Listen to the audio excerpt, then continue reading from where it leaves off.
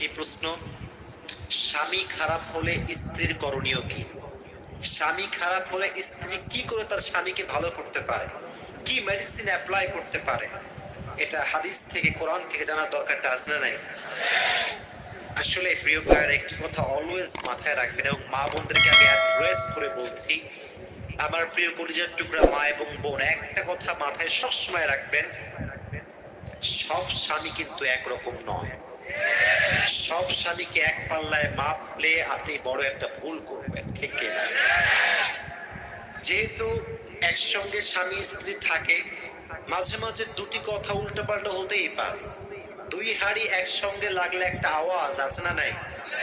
একটু ঝগড়া হবে, একটু মারামারি হবে, কথা কাটাকাটি হবে, কিন্তু অভিমান করে কেউ কারোর থেকে দূরে যাওয়ার নাম কখনো ভালোবাসা হতে পারে না।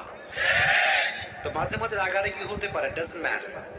তবে খারাপ স্বামীকে চিনতে হলে আমি আপনাদের সামনে তিনটা ডেফিনেশন দিতে চাই খারাপ স্বামী। কয়টা ডেফিনেশন? জোরে বলেন, কয়টা? স্বামী খারাপ হওয়ার এক নাম্বার নমুনা হচ্ছে যে স্বামী কথায় কথায় তার স্ত্রীর সাথে রুডলি বিহেভ করে, বাজে আচরণ করে, বাজে ব্যবহার করে, তার মতো জঘন্যতম স্বামী আল্লাহ জমিন আর কেউ হতে পারে না। দেখবেন কিছু কিছু স্বামী আছে কথায় কথায় তোর ডিভোর্স দিয়ে দিব, আয় তুই বাপের বাড়ি যা, তোর মতো বউ আমার দরকার নাই। এরকম বাজে গোলাঙ্গার স্বামী আল্লাহর জমিনে আছে না নাই? কথায় কথায় বাজে ব্যবহার করে। নো, একজন স্বামী হিসেবে ইসলাম আপনাকে শিক্ষা দিয়েছে আপনার সবচেয়ে সুন্দর ব্যবহার পাবে আপনার বউ, ঠিক কিনা বলেন?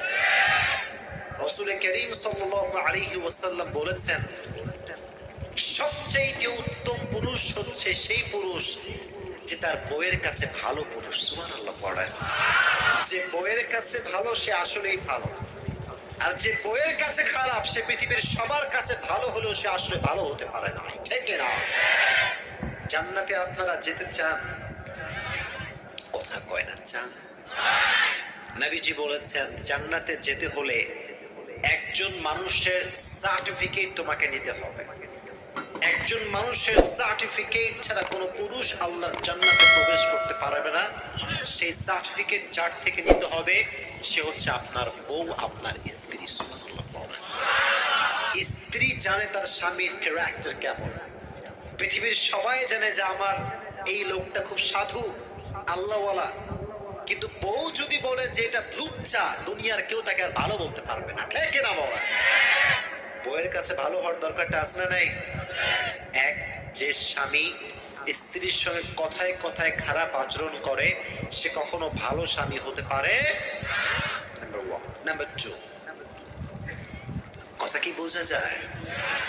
যেই স্বামী স্ত্রী টেক কেয়ার করে না, যত্ন করে না, তার মতো জঘন্যতম স্বামী আর কেউ হতে পারে না।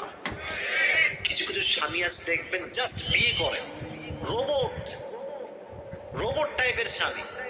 ভালোবাসাও বোঝে না, যত্নও বোঝে না, তাও যে বোঝে না তাও বোঝে না। এরকম আবুল মার্কা স্বামী আছে না? আজীব কথাবার্তা।